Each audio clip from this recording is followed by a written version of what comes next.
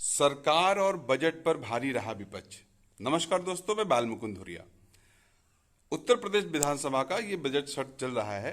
आप तमाम लोग या तो यूट्यूब पे या तो टीवी में बजट सत्र का नजारा देख रहे होंगे। सुनता था उसको, मैं इसी सदन में बैठा था और संयोग से उस समय मुझे उस राजनीति में पहली बार मैं विधानसभा में आया था और उस समय आया था जब समाजवादी पार्टी की लहर थी। उस सीट से आया था जिसके आपको बड़े गुणगान दिखाई दे रहे हैं। उसकी मैं जानता हूं क्या स्थिति है, लेकिन आप भरोसा रखिए आपको 25 साल तक केशव प्रसाद सत्ता पे आने नहीं देगा। आप विपक्ष, आप श्री अखिलेश जी हमारे बड़े अच्छे, आपको मैं पसंद करता हूं। अध्यक्ष बोले हम आ पाए ना आ पाए, ये हमारे माननीय सदस्य लोक भवन में कब बैठ पाएंगे? तो लोक भवन में तो कमल खिल चुका है और वो कमल खिला रहेगा। और देखिए माननीय अध्यक्ष की साइकिल पंचर हो गई है, तो अब पंचर को ठीक कराने की जो आपकी साइकिल है उसको शायद उत्तर प्रदेश जनता ठीक करेगी नहीं। इसलिए मैं लोक भवन में कब बैठूंगा? लोक भवन में हम लोग, ये पीडब्ल्यूडी मिनिस्टर रहे, ये भूल गए इनके जिले की मुख्यालय की सड़क किसने बनाई? आपने बनाई? बताइए बताइए।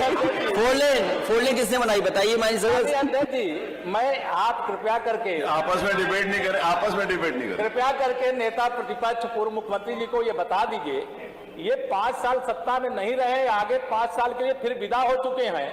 2027 में चुनाव आएगा, मैं तो यह मानता हूं कि फिर कमल खिलेगा। फिर आपका अभी कोई भविष्य इस समय नहीं है, लेकिन सड़क किसने बनाई है, एक्सप्रेस किसने बनाया है, मेट्रो किसने बनाई है?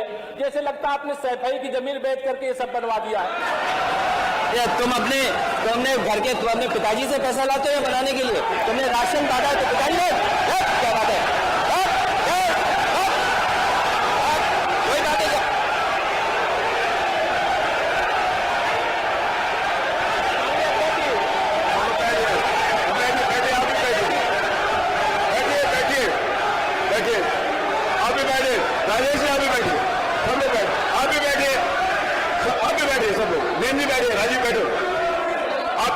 अध्यक्ष जी, 1 घंटे से अधिक पूरा सदन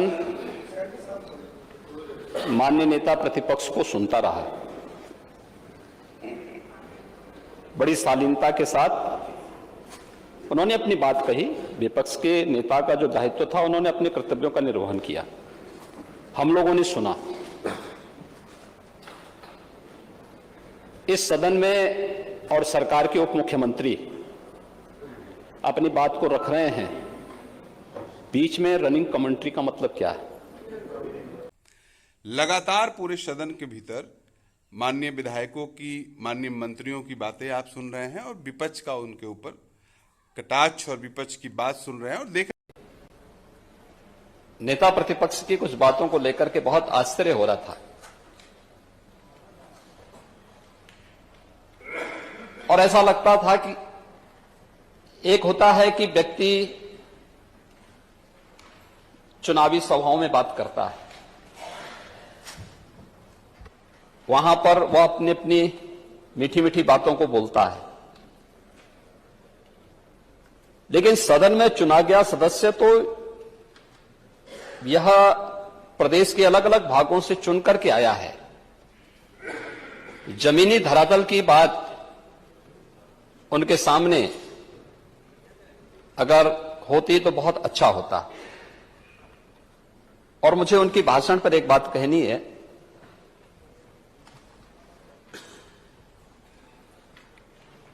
कि नजर नहीं है, नजारों की बात करते हैं, जमी पे चांद सितारों की बात करते हैं। अभी तक तो मेरे चाचा थे, लेकिन अब तो नेता सदन भी उन्हें चाचा बोल रहे हैं। और जो कोई एक अलग स्पष्टीकरण नेता प्रतिपक्ष को एक अलग स्पष्टीकरण पूछे। जो आंकड़े अध्यक्ष जी दिए गए हैं कोविड चाचा के बारे में स्पष्टीकरण मत पूछे कि किसके हैं। मैं उसी में पूछ रहा हूं मैं। अध्यक्ष महोदय, अभी कोरोना को लेकर के अध्यक्ष जी आंकड़े दिए गए मुझे, लेकिन नेता सदन ने एक आंकड़ा नहीं दिया कि जिस समय कोरोना सबको हो रहा था, नेता सदन को भी हुआ, कोरोना मुझे भी हुआ। मैंने टीका नहीं लगवाया, लेकिन उन्होंने वैक्सीन लगवाया, उसके बाद भी हो गया। कोई स्पष्टीकरण ले लीजिए, ये डिबेट नहीं हो सकती, कोई स्पष्टीकरण ले लीजिए प्लीज। और फिर सवाल यह है, जी, मैंने बीजेपी का वैक्सीन क्यों कहा? दुनिया इस वैश्विक महामारी की चपेट में आ गई, हर जगह वैक्सीन लगी। अमेरिका के राष्ट्रपति जी का देख लीजिए, उन्होंने सर्टिफिकेट में तस्वीर नहीं लगाई। यूरोप में किसी भी प्रेसिडेंट प्राइम मिनिस्टर की तस्वीर नहीं लगी। हमारे पड़ोसी देश वो तो वहां लगी है ना, यहाँ से चीन में नहीं लगी। नहीं, आप बात वहीं पर है। नहीं, बात वहीं पर है। स्पष्टीकरण पूछना है, नेता प्रतिपक्ष को अधिकार है, नेता प्रतिपक्ष को अधिकार है भाषण देने का, उसके ऊपर भाषण के ऊपर भाषण नहीं हो सकता। हमारे देश में तस्वीर लगी और मैंने वो तो फिर वो देंगे, ये तो नेवर एंडिंग कई मौकों पर मैंने कहा, ये तो कभी भी समाप्त नहीं हो सकता। मैं स्पष्टीकरण मांगूंगा, बहुत स्पेसिफिक बोलूंगा। अध्यक्ष महोदय, बहुत स्पेसिफिक कहूंगा, क्योंकि बहुत सारी बातें कही हैं जो सदन के सामने संज्ञान में आनी चाहिए। तो अगर सर्टिफिकेट में तस्वीर नहीं लगी होती तो शायद सबसे पहले मैं खड़ा होकर के वैक्सीन लगवा लेता। किस तरह से सरकारी पक्ष के लोग ढंग से जवाब नहीं दे पा रहे हैं।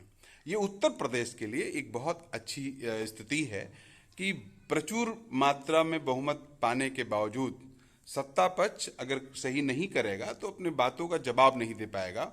और हमारे लिए अच्छा है कि विपक्ष मजबूत है, एकजाई है, और विपक्ष सरकार को उनके बड़बोलेपन पर और काम न करने पे घेरने में सक्षम है। ये स्थिति लगातार बार बार दिखी। अभी बजट कल पेश हुआ, बजट पेश हुआ कुल 6,15,590 करोड़ 19 करोड़ रुपए का। ये पिछला बजट जो था पिछले साल वाला 5,50,271 करोड़ रुपए का था। ये भी योगी सरकार ने एक साल चलाया था। इस बजट में अब आपको क्या दिखा नहीं दिखा, हम जैसे लोग देख रहे हैं कि केवल बांटा गया है इतने धन को।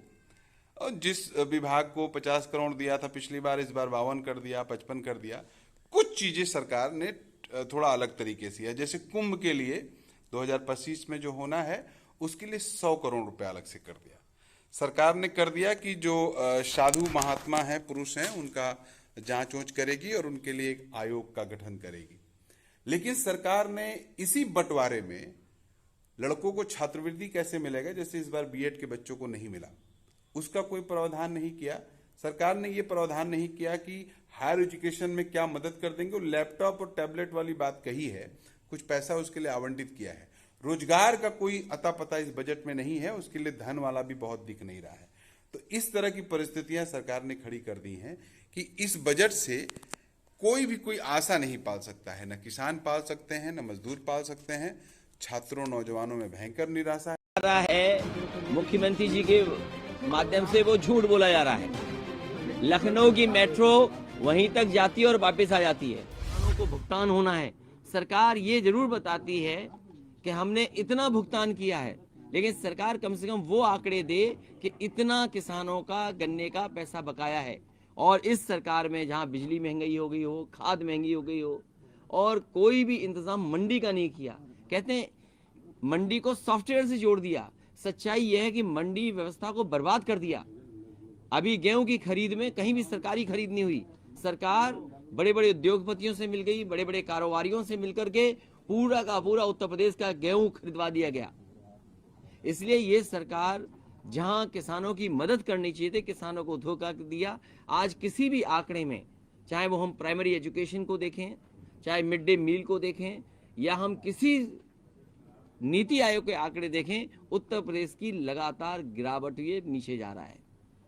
प्राइमरी एजुकेशन में अभी तक किताबें नहीं बंट पाई। अक्षय पात्रा का नाम ले रहे थे नेता सदन, मुख्यमंत्री जी कह रहे थे कि अक्षय पात्रा जैसी संस्थाओं को जोड़ा। मैं उनसे जानना चाहता हूं कि अक्षय पात्रा से जो किचन का मॉडर्नाइजेशन हो रहा था, जो समाजवादी सरकार में दिया गया था, वो सब काम छीन लिया इन्होंने। मुझे याद है जब मथुरा का उद्घाटन हुआ, मुझे याद है लखनऊ का अक्षय पात्रा की किचन का उद्घाटन हुआ, उसी समय उत्तर प्रदेश में 10, जिसमें आजमगढ़ शामिल था, जिसमें कन्नौज शामिल था, रामपुर शामिल था, कई जिले उत्तर प्रदेश के थे जहां पर अक्षय पात्रा के माध्यम से खाना बनना था, मिड डे मील बनना था। इस सरकार ने पूरा का पूरा उसको खत्म कर दिया। किताबें ये नहीं बांट पाए, ड्रेसेस ये नहीं दे पाए, जूते ये नहीं दे पाए, मोजे ये नहीं दे पाए, और जो पढ़ाई कर रहे हैं बच्चे वो केवल दलित और पिछड़े वर्ग के हैं, और जो संपन्न लोग हैं वो प्राइमरी एजुकेशन छोड़ के जा चुके हैं। जहां तक पुलिस की भर्ती का सवाल है, जितनी साफ सुथरी पुलिस भर्ती समाजवादी सरकार में हुई उतनी कभी नहीं हो सकती थी, लेकिन हमारे पिछड़े और दलित भाई नौजवान याद रखें, समाजवादी सरकार में मेरिट से भर्ती हुई थी, और जो रिजल्ट बना था वो पहले की आरक्षण व्यवस्था के हिसाब से रिजल्ट बना था। लेकिन जैसे ही भारतीय जनता पार्टी की सरकार आई, इन्होंने आरक्षण व्यवस्था को बदल दिया, जिसके कारण जो पिछड़े वर्ग के और दलित नौजवान जनरल में नौकरी पा गए थे, इनकी व्यवस्था बदलने से उन नौजवानों की नौकरी छीन ली गई। अगर ये दावा करते हैं कि 1 लाख इतने नौजवानों को दिया गया, तो याद रखिए पिछड़े और दलित भाइयों, जो आरक्षण आपको मिलता था उस आरक्षण की वजह से हजारों हजार और लाखों लाख नौजवानों को नौकरी से बाहर कर दिया है। लेकिन इस बीच ये अच्छा लगा कि बात बात पे विपक्ष ने सरकार को टोका और सरकार को इसके लिए मजबूर किया कि जो आप कह रहे हो वो करो आप आने वाले दिनों में। तो ये हमारे लिए उत्तर प्रदेश के लिए एक अच्छी पहल है, अच्छी परिस्थिति है, और हमें आपको भी अपना स्टैंड लेना होगा। कुछ तीखी बहसें हुई हैं जो अमर्यादित स्तर पर चली गई हैं, तो इसको हम अपने तरीके से हमें आपको समझना होगा कि सत्ता पक्ष को इतना नशे में नहीं रहना है, कोई जीत गया कोई हार गया, कोई सरकार तक नहीं पहुंचा, 25 साल तक 40 साल तक ये सरकार में रहेंगे, ये जो दम्भ है इसको भी निकालना जरूरी है, और ये तब निकलेगा जब विपक्ष मजबूती के साथ इनके सामने डटेगा। तो ये जो पूरा खेल हो रहा है विधानसभा के भीतर, इसको आप देख रहे हैं, तो सबसे महत्वपूर्ण चीज ये है कि विपक्ष सत्ता पक्ष पर हावी है। बहुत बड़ा विपक्ष ना भी सही, लेकिन जितना बड़ा विपक्ष है वो सरकार को नकेल डालकर कथनी को करनी में बदलने के लिए मजबूर करेगा। इस आशा और विश्वास के साथ आप भी चीजों को देखिए और बारीकी से समझिए कि सरकार फिर से हमें गोला ना दे दे, और बजट के नाम पे ये जो बंटवारा किया है, टेक्निकल बंटवारा किया है, इसको यथार्थ जमीन पे उतारे, कुछ काम हो।